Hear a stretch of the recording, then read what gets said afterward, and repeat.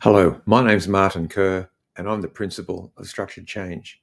In this playlist, I'm going to walk you through the asset management landscape from the Global Forum on Maintenance and Asset Management. It's a free specification.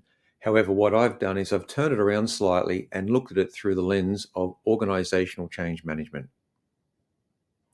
I've been very fortunate to have experience across multiple industries, private, public, government, defence, but also my role in volunteer organisations such as leading the ISO 55001 2024 revision, contributing to other Global Forum for Maintenance and Asset Management projects, but also proud to be the technical director of the World Partners in Asset Management. I've co-authored a book, I've written a book, but at the end of the day, it all comes back to one common denominator.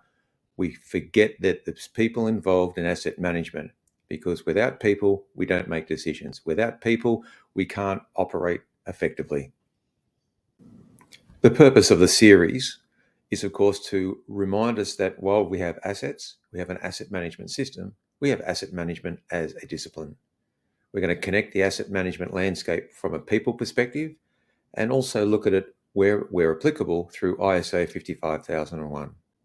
Look at how each of the knowledge areas underpins the coordinated activity of an organisation, and as per ISO 55000, to realise value from assets. Look and remind ourselves that an organisation is a system made up of people. Learnings and some of the insights I've had from my experience, which I'll share in the playback. And of course, a reminder yet again that organisational change management is often overlooked. The structure of each video is almost identical.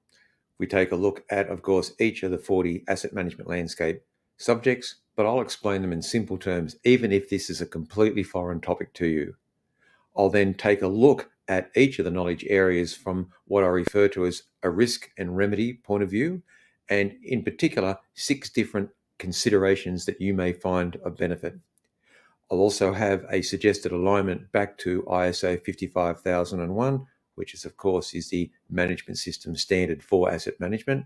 And then I'll finish off with a succinct summary. If you get something out of the playlist and you'd like to take it further, feel free to enroll in this course.